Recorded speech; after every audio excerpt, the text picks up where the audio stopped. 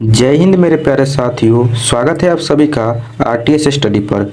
दोस्तों आज इस वीडियो में कवर करेंगे बिहार पुलिस का प्रैक्टिस सेट नंबर 4 करेंगे। दोस्तों आप लोग ये वीडियो फेसबुक पर देख रहे हैं तो पेज को फॉलो कर लीजिए और यूट्यूब पर देख रहे हैं तो चैनल को सब्सक्राइब करके बेल बटन प्रेस कर लीजिए। चलिए दोस्तों स्टार्ट करते हैं क्वेश्चन नंबर 1 से।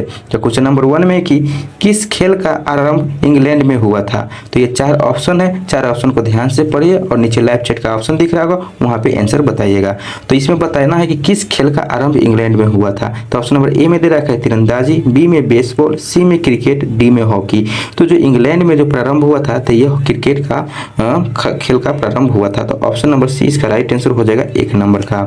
नेक्स्ट क्वेश्चन है 2 नंबर 2 में है कि सरदार सरोवर परियोजना के साथ मुख्यतः कौन सी नदी जुड़ी हुई है। गंगा, ब्रह्मपुत्र, नर्मदा या कृष्णा।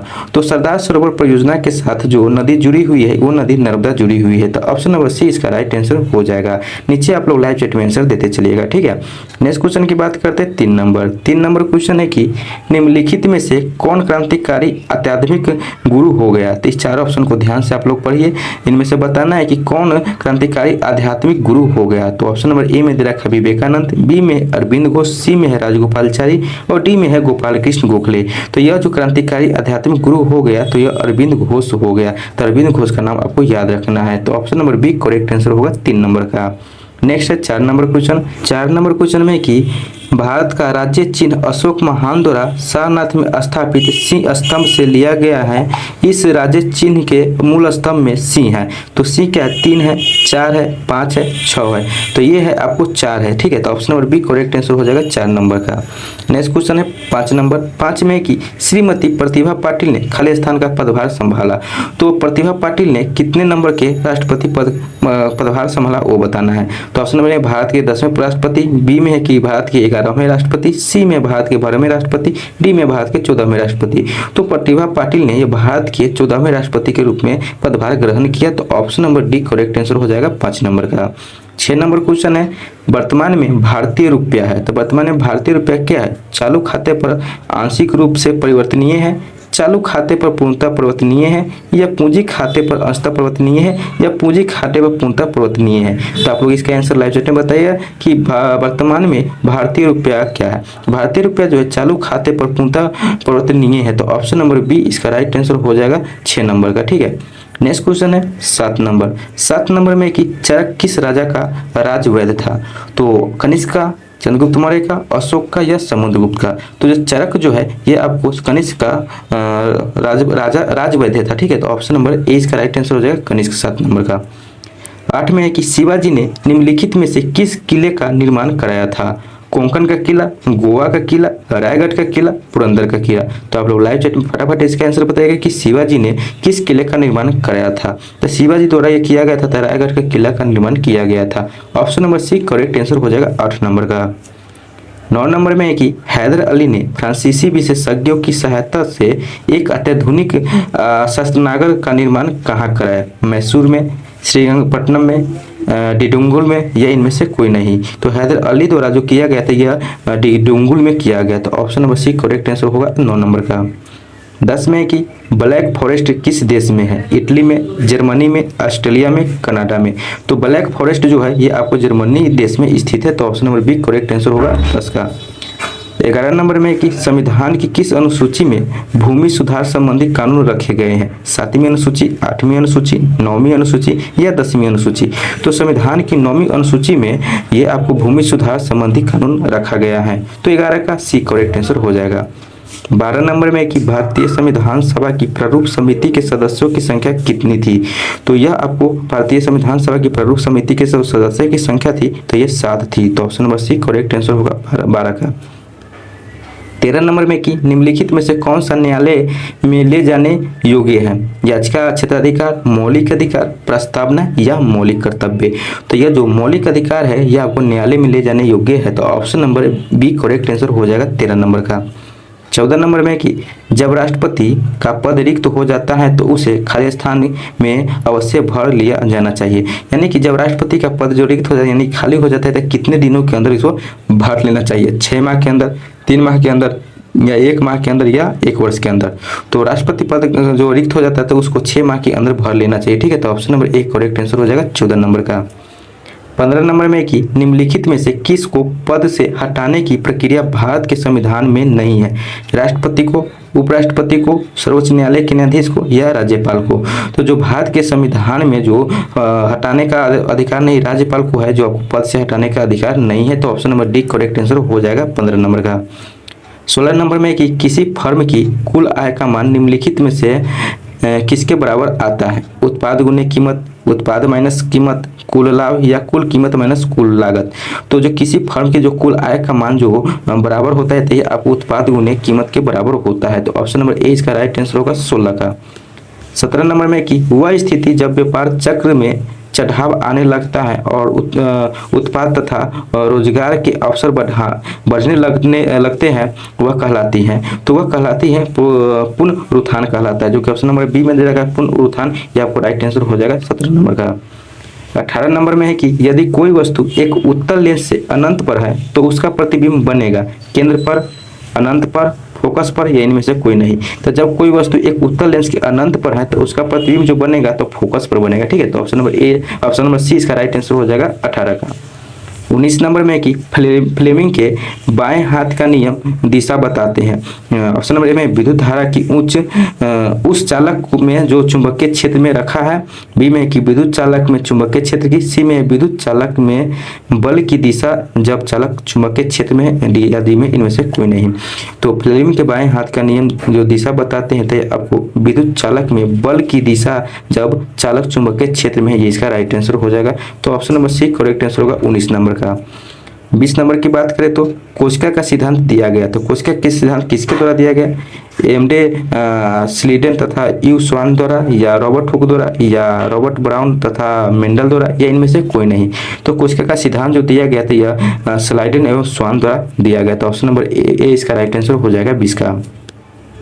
21 नंबर में कि टिश्यू कल्चर का अध्ययन किसके लिए उपयोग किया जाता है? यानी कि टिश्यू कल्चर होता है या किसके लिए अध्ययन किया जाता है? जीव जंतुओं के लिए, पौधों के लिए या कीड़े मकोड़े के लिए या अनुवांशिक के लिए? तो यह जो टिश्यू कल्चर का जो अध्ययन किया जाता था ये आपको अनुवांशिक के लिए किया जाता है। Option number D correct answer होगा 21 नंबर का। 22 में कि बटरफ्लाई किस खेल से संबंधित है? तो ऑप्शन नंबर ए में है शतरंज, बी में है बॉक्सिंग, सी में तीरंदाजी और डी में तैराकी। तो बटरफ्लाई शब्द जो है ये तैराकी से संबंधित है। तो option number D correct answer होगा 22 का। 23 नंबर में है कि दीवानी द्वारा ईस्ट इंडिया कंपनी ने कौन सा अधिकार प्राप्त किया? राजस्व वसूल करने का अधिकार, सामरिक शासन लागू करने का अधिकार या सभी शक्तियों के साथ संधि करने का अधिकार या उपयुक्त में से सभी अधिकार? ठीक है, जो दीवानी द्वारा ईस्ट इंडिया कंपनी का जो अधिकार प्राप्त किया था ये राजस्व वसूल करने का अधिकार प्राप्त किया। ऑप्शन नंबर ए इसका राइट आंसर हो जाएगा 23 नंबर का। 24 में कि पेशवा शासकों में से सबसे अधिक साम्राज्य विस्तार किसने किया? बालाजी विश्वनाथ ने, बाजीराव प्रथम ने या बाजीराव द्वितीय ने या बालाजी बाजीराव ने? तो ये जो पेशवा शासकों का जो सबसे अधिक साम्राज्य का विस्तार किया था ये बाजीराव प्रथम ने किया। तो option number B correct answer होगा 24 का। 25 में कि कार्टज घड़ियां किस सिद्धांत पर कार्य करती है? विद्युत चुंबकीय प्रभाव, प्रकाश विद्युत प्रभाव, सीबेक प्रभाव या दाब विद्युत प्रभाव? तो यह जो क्वार्टर घड़ियां जो कार्य करती है तो ये आपको दाब विद्युत प्रभाव के सिद्धांत पर कार्य करती है। तो option number D correct answer होगा 25 का। दोस्तों आप लोग को ये सेशन अच्छा लग रहा है तो वीडियो को लाइक कीजिएगा, दोस्तों को साथ शेयर कर दीजिएगा और यूट्यूब पर देख रहे हैं तो चैनल को सब्सक्राइब करके बेल बटन प्रेस कर लीजिए और फेसबुक पर देख रहे हैं तो आप लोग पेज को फॉलो जरूर कीजिएगा, ठीक है। तो 26 नंबर में कि अंतर्राष्ट्रीय न्यायालय के न्यायाधीशों का कार्यकाल होता है। तो अंतर्राष्ट्रीय न्यायालय के न्यायाधीशों का कार्यकाल कितना वर्ष होता है? 9 वर्ष, 4 वर्ष, 5 वर्ष या 6 वर्ष? तो अंतर्राष्ट्रीय न्यायालय के न्यायाधीशों का जो कार्यकाल होता है ये 9 वर्ष का होता है। तो option number A correct answer होगा 26 का। 27 में कि पानी में स्थित हवा का बुलबुला निम्नलिखित में से किस कारण चमकीला दिखाई देता है? पूर्ण आंतरिक परावर्तन, परावर्तन, अपवर्तन या विवर्तन? तो पानी में स्थित हवा का बुलबुला जो आपको चमकीला दिखाई देता है ये आपको पूर्ण आंतरिक परावर्तन के कारण चमकीला दिखाई देता है। तो option number A correct answer होगा 27 का। 28 में कि निम्नलिखित में से कौन सी नोबेल धातु है? तो 4 ऑप्शन में से बताना है कि इन चारों में से कौन सी नोबेल धातु है। ए नंबर में जिंक, बी में कैडमियम, सी में पारा और डी में सोना। तो इसमें जो सोना जो है ये आपको नोबेल धातु है। तो option number D correct answer होगा 28 का। 29 में कि किसी पौधे के फूल के नर अंग को क्या कहा जाता है? कोरेला, कैलिक्स, गाइसेनियम या एंड्रोसियम। तो किसी पौधे के फूल के नर भाग को कहा जाता है तो एंड्रोसियम कहा जाता है। तो option number D correct answer हो जाएगा 29 नंबर का। 30 नंबर की बात करें तो 30 में कि मोडवेट तथा सेनवेट संबंधित है। तो मेडवेट तथा सेनवेट किससे संबंधित है? उत्पाद कर से, आय कर से, बिक्री कर से या निर्यात कर से। तो मोडवेट तथा सेनवेट संबंधित है तो यह उत्पाद कर से संबंधित है, आपको ध्यान रखना है। तो 30 का ए नंबर करेक्ट आंसर हो जाएगा दोस्तों। 31 नंबर में कि राज्यसभा का सर्वप्रथम गठन किस वर्ष हुआ? 1952 में, 1950 में, 1954 में या 1955 में। तो राज्यसभा का सर्वप्रथम जो गठन किया गया था 1952 में हुआ था। Option number A correct answer हो जाएगा 31 नंबर का। 32 में है कि हामरुज जल संधि निम्नलिखित में से किन दो देशों को अलग करती है? तो 4 ऑप्शन में से बताना है कि हामरुज जल संधि इनमें से किन दो देशों को अलग करती है। तो ऑप्शन नंबर ए में बहरीन एवं कतर, बी में ईरान एवं संयुक्त अरब अमीरात, सी में ओमान एवं संयुक्त अरब अमीरात, डी में है ईरान व ओमान। तो यह जो हार्मुज जल संधि जो अलग करती है तो यह ईरान व और ओमान को अलग करती है। तो option number D correct answer होगा 32 का। 33 में कि मुस्लिम लीग ने मुक्ति दिवस मनाया था। तो मुस्लिम लीग ने मुक्ति दिवस कब मनाया था? 1939 में, 1942 में, 1946 में या 1950 में। तो मुस्लिम लीग द्वारा जो मुक्ति दिवस मनाया गया था तो यह मनाया गया था आपको 1939 ईस्वी में मनाया गया था। तो 33 का ए नंबर करेक्ट आंसर हो जाएगा। 34 नंबर में कि कैगा में होता है। तो कैगा में क्या होता है? कोयला उत्खनन, जल विद्युत उत्पादन, नाभिकीय ऊर्जा उत्पादन या सीमेंट उत्पादन। तो कैगा में जो होता है तो यह नाभिकीय ऊर्जा उत्पादन होता है। तो option number C correct answer हो जाएगा 34 का। 35 में कि डेमिंग पुरस्कार किस क्षेत्र में उत्कृष्टता के लिए दिए जाते हैं? उत्पादों की पर्यावरण मित्रता के लिए, उत्पादों की गुणवत्ता नियंत्रण के लिए, उत्पादों का बाल श्रम का इस्तेमाल होना या उपयुक्त में से सभी। तो डेमिंग पुरस्कार जो दिया जाता है तो ये आपको उत्पादों की गुणवत्ता का नियंत्रण के लिए दिया जाता है। तो option number B correct answer हो जाएगा 35 का। 36 नंबर में कि आलू के पौधे में खाया जाने वाला भाग होता है मूल, तना, पत्ता या फल। तो आलू के पौधे में जो खाने वाला भाग होता है तो ये तना होता है। Option number B correct answer होगा 36 का। 37 में कि सबसे ऊंचा सजीव वृक्ष है। तो सबसे ऊंचा सजीव वृक्ष कौन है? यूकैलिप्स या देवदार या चीर या सिकोया। तो सबसे ऊंचा सजीव वृक्ष है तो यह सिकोया का वृक्ष है। तो option number D correct answer हो जाएगा सिकोया। आपको नाम याद रखना है कि जो कि सबसे ऊंचा सजीव वृक्ष है, ठीक है। तो 37 का डी करेक्ट आंसर हो जाएगा। 38 नंबर में कि ऋग्वेद के किस मंडल में आर्यों एवं अनार्यों के बीच हुए प्रसिद्ध दशराग्य युद्ध का वर्णन मिलता है? प्रथम मंडल में, नवम मंडल में, सप्तम मंडल में या चतुर्थ मंडल में। तो यह जो मिलता है तो सप्तम मंडल में मिलता है। आर्यों और अनार्यों का बीच प्रसिद्ध दशराग्य युद्ध का वर्णन मिलता है, ठीक है। तो option number C correct answer होगा 38 का। 39 नंबर की बात करें तो 39 में कि निम्न में से कौन गुलरुखी के उपनाम से कविताएं लिखा करता था? अलाउद्दीन खिलजी, दारा शिको, इब्राहिम लोदी, सिकंदर लोदी। तो यह जो गुलरुखी के उपनाम से जो कविता लिखा करता था तो ये सिकंदर लोदी लिखा करता था। तो डी नंबर करेक्ट आंसर होगा 39 का। 40 नंबर में कि पेशी तंतुओं के पतली पेशियों किस प्रोटीन पदार्थ से बनती है? एक्टिन, ट्रोपोनिन, ट्रोपोमायोसिन या इनमें से सभी। तो यह जो पेशी तंतुओं को जो पतली पेशियों जो बनी होती है तो यह आपको एक्टिन, ट्रोपोनिन और ट्रोपोमायोसिन यानी कि तीनों से बनी होती है। तो इसलिए ऑप्शन नंबर डी इसका राइट आंसर हो जाएगा इनमें से सभी, ठीक है। नेक्स्ट 41 नंबर 41 में कि विश्व वन्यजीव कोष का प्रतीक है। तो विश्व वन्यजीव कोष का प्रतीक क्या है? ध्रुवीय भालू, सफेद भालू, लाल पंडा या चीता। तो यह जो विश्व वन्यजीव कोष का प्रतीक जो है तो लाल पंडा है। Option number C correct answer होगा 41 का। 42 में कि एनटीपीसी की स्थापना कब हुई? तो एनटीपीसी की स्थापना की बात करें तो ये हुई तो 1975 ईस्वी में हुआ एनटीपीसी की स्थापना, यानी कि national thermal power corporation limited, यानी कि एनटीपीसी की फुल फॉर्म होता है। तो 1975 में इसकी स्थापना किया गया। नेक्स्ट है 43 नंबर 43 में कि बाह्य अंतरिक्ष में यात्रा करने वाला प्रथम मानव कौन था? Neil Armstrong, Yuri Gagarin, Buzz Aldrin या जॉन ग्लेन। तो बाह्य अंतरिक्ष में यात्रा करने वाला प्रथम मानव जो था तो ये यूरी गैगरिन था। तो option number B correct answer होगा 43 का। नेक्स्ट 44 नंबर क्वेश्चन 44 में कि यूनिक्स ऑपरेटिंग सिस्टम किसका ट्रेडमार्क है? माइक्रोसॉफ्ट का, बेल लेबोरेटरीज का या एप्पल का या मेट्रोला का। तो यूनिक्स जो ऑपरेटिंग सिस्टम है यह बेल लेबोरेटरीज का यह ट्रेडमार्क है। तो option number B correct answer हो जाएगा 44 का। 45 में कि निम्न महापुरुषों में से कौन भारतीय राष्ट्रवाद का जनक कहलाता है? विवेकानंद, राजा राम मोहन राय, रविन्द्रनाथ टैगोर या दयानंद सरस्वती। तो ये जो आपको भारतीय राष्ट्रवाद का जनक जो कहा जाता है तो यह राजा राम मोहन राय को कहा जाता है। Option number B correct answer होगा 45 का। 46 में कि हिंदू महासभा के संस्थापक कौन थे? लाला लाजपत राय, मदन मोहन मालवीय, केवी हेडगेवार या चित्तरंजन दास। तो हिंदू महासभा के जो संस्थापक थे तो ये आपको मदन मोहन मालवीय थे। तो option number B correct answer होगा 46 नंबर का। 47 में कि पहली टेलीग्राफ लाइन लॉर्ड डलहौजी द्वारा 1852 में किसके बीच शुरू की गई? मुंबई से थाने, कोलकाता और मद्रास, मुंबई और आगरा या कोलकाता और आगरा।